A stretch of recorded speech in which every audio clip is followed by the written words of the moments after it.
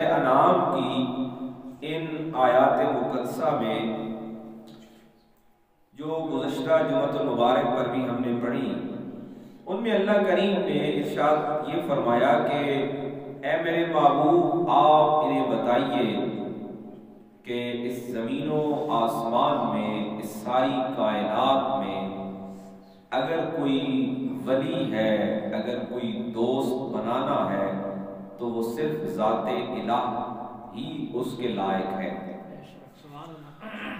اور یہ بھی بتایا گیا کہ اے میرے محبوب آپ فرما دیجئے کہ جو بھی گناہ ہے، جو بھی نافرمانی ہے، اس کے لیے اللہ کا عذاب تیار ہے۔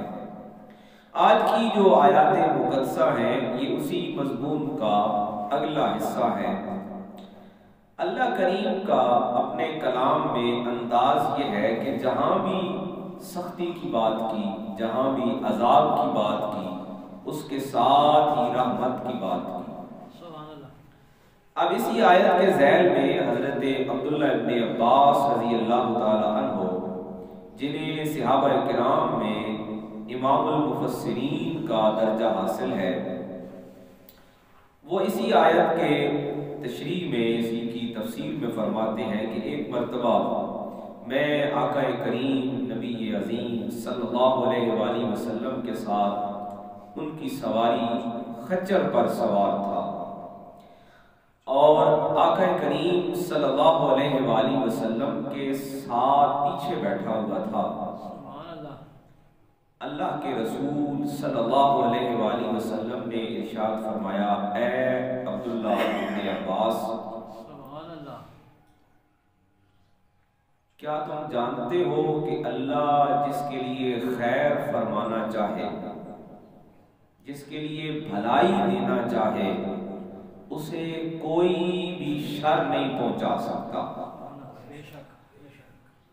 اور ساتھ ہی اللہ کے رسول فرماتے ہیں، اے ابن عباس، کیا تم جانتے ہو کہ جس کے لیے اللہ کی طرف سے نقصان ہو، ضر ہو، شر ہو، اس کے لیے کوئی بھلائی نفع اس کو نہیں دے سکتا۔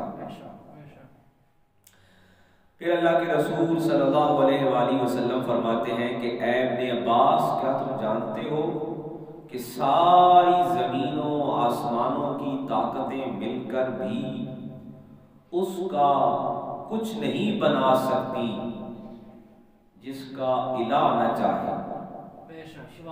اور پھر اللہ کے رسول صلی اللہ علیہ وآلہ وسلم فرماتے ہیں کہ لکھ لو، یاد کر لو کہ یہ ساری چیزیں لکھی جا چکی ہیں، نفع، نقصان، خیر، شر، بلائی، یہ ساری لکھی جا چکی ہیں۔ اس لیے ایسے کرو کہ اس الہ سے وابستگی بنا لو۔ وہ کیا کرتا ہے کہ وہ اپنے غضب پر اپنی رحمت کو غالب رکھتا ہے۔ اب اسی حدیث پاک کو، اسی روایت کو صاحب تفسیر کبیر امام فخر الدین رازی، صاحب تفسیر روح المعانی اور بڑے بڑے مفسرین نے اسی آیت کی شرح میں لکھا کہ من یصرف عنہ یومئذ، اللہ جس سے چاہتا ہے نا، جس سے ہٹانا چاہتا ہے، جس کو بدلانا چاہتا ہے، جس کے لیے روکنا چاہتا ہے، فقط رحمہ، بس اس پر رحم کر دیتا ہے۔ مفسرین کرام فرماتے ہیں کہ یہاں رحم سے مراد بندے کے لیے بخشش ہے، بندے کے لیے بھلائی ہے۔ اب دنیا میں بھلائی کیا ہے؟ چلے ایک تو رحمت سمجھ آ گیا کہ قیامت کے دن رحم ہونے والا ہے۔ دنیا میں بھلائی کا مطلب کیا ہے کہ رب جس پر مہربانی کرنا چاہتا ہے اس کو نیکی کا راستہ دے دیتا ہے۔ اسی لیے بزرگان دین نے یہی دعائیں سکھائیں کہ اے ہمارے مالک، ہمیں نیکی کا راستہ دکھا، اور یہی رحمت ہے۔ فرمایا من یصرف عنہ یومئذ فقد رحمہ، اللہ جس پر، یعنی جس کو عذاب سے بچانا چاہتا ہے۔ اب اس پر کچھ لوگوں نے اعتراض کیا کہ اگر ایسا سوچا جائے کہ بندہ پہلے گناہ کرتا رہا تو معاذ اللہ استغفر اللہ کا علم کہاں تھا، اللہ کی رحمت کہاں تھی؟ اللہ جس وقت کسی کو اپنے عذاب سے بچانا چاہتا ہے اس وقت اس کو بھلائی کا راستہ دے دیتا ہے۔ فقط رحیمہ، فرمایا کہ ہم جس وقت جس کو نکالنا چاہتے ہیں گمراہی سے، ضلالت سے، برائی سے، شر سے، عنہ یومئذ فقد رحمہ، بس اس پر رحم ہو جاتا ہے۔ جس پر رحم ہو جاتا ہے وہ عذاب سے بچ جاتا ہے، اور عذاب سے وہی بچتا ہے جو نیکی کے راستے پر چلتا ہے۔ فرمایا بذالک الفوز المبین، اور یہی سب سے بڑی کامیابی ہے۔ یہ دوسرا معنی ہے یہی کھلی کامیابی ہے، یہی روشن کامیابی ہے۔ اب دنیا میں بھی ہر انسان کامیابی کے تلاش میں ہے، فلاح کے تلاش میں ہے، بہتری کی تلاش میں ہے۔ اور بہتری کیا ہے؟ بہتری چاہے دنیا کا کوئی بھی نتیجہ لے لے، چاہے آخرت کا نتیجہ لے لے، بہتری یہی ہے کہ جب اللہ کی رحمت ہوتی ہے، اللہ کی مہربانی ہوتی ہے۔ اور جب اللہ کی مہربانی ہوتی ہے نا، وہ بھوک میں ہو جائے، افلاس میں ہو جائے، تنگی میں ہو جائے، یا دولت کی فراوانی میں ہو جائے، وہ کسی بھی وقت ہو سکتی ہے۔ فرمایا بذالک الفوز المبین، کامیابی اللہ کی رحمت سے وابستہ ہے۔ فرمایا وَإِن يَمْسَسْكَ اللَّهُ بِضُرٍّ فَلَا كَاشِفَ لَهُ، اور اگر اللہ چاہے، ویسے مس کا لفظی مطلب جو کرتے ہیں نا وہ ہوتا ہے چھونا، مس کرنا۔ یہاں مانا ہے کہ جب اللہ کسی کو دینا چاہے نا زر کیا ہوتا ہے؟ نقصان، خسارہ۔ فلا کاشف لہ الا ہو، بس اس کو کوئی نہیں کھول سکتا۔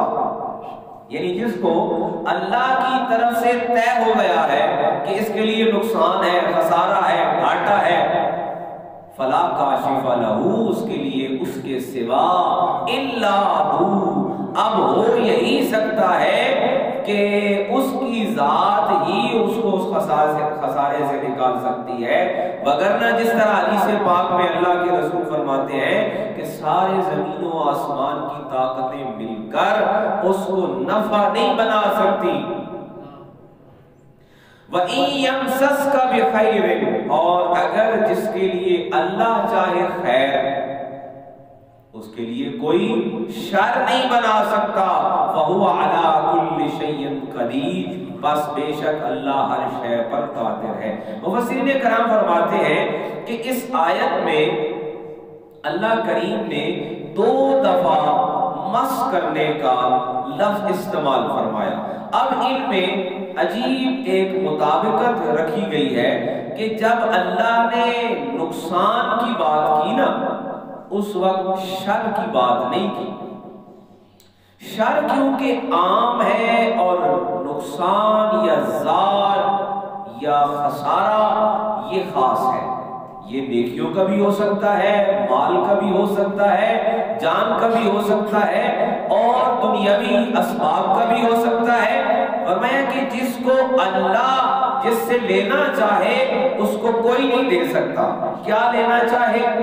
زندگی لینا چاہے، مال لینا چاہے، جان لینا چاہے، اور ہدایت لینا چاہے، عقل لینا چاہے، اس کو کوئی نہیں دے سکتا۔ اور دوسری طرف اسی آیت کا اگلا حصہ فرمایا وَإِن يَمْسَسْكَ بِخَيْرٍ، اب دیکھیں حالانکہ خیر کا متضاد شر ہوتا ہے، اور زار کا یعنی نقصان کا متبادل یا متضاد جو ہے وہ نفع ہوتا ہے، لیکن اللہ نے دوسری جگہ فرمایا وَإِن يَمْسَسْكَ بِخَيْرٍ، یعنی اللہ جس کو بھلائی دینا چاہے۔ اسے پتا چلا کہ ہر نفع بھی خیر سے وابستہ ہے۔ اگر کوئی شے بظاہر انسان کو یہ لگے کہ مجھے نفع ہو رہا ہے لیکن وہ برائی پر مبنی ہے، وہ گناہ پر مبنی ہے، تو قرآن کے تناظر میں اللہ کے کلام کے مطابق وہ خیر نہیں ہے، وہ شر ہی ہے جس کو انسان نفع سمجھ رہا ہے۔ فرمایا جس کو اللہ نقصان سے بچانا چاہتا ہے اس کو خیر